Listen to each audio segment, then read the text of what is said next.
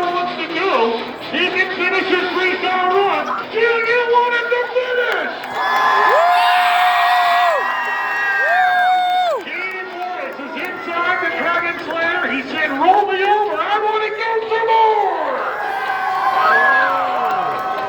His grandpa, Craig Christensen, has always said, in this upside down, on fire, total destruction, you didn't do your job. You like the job he's doing so far?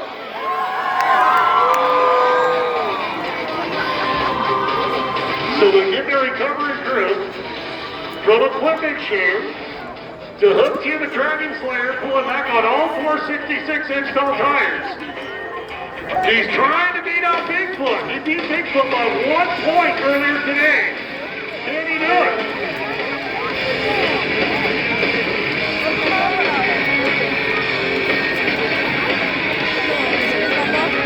Once everybody is clear,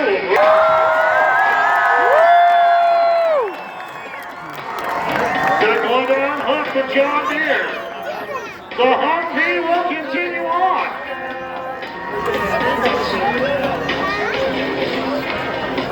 Providing the fire, the light.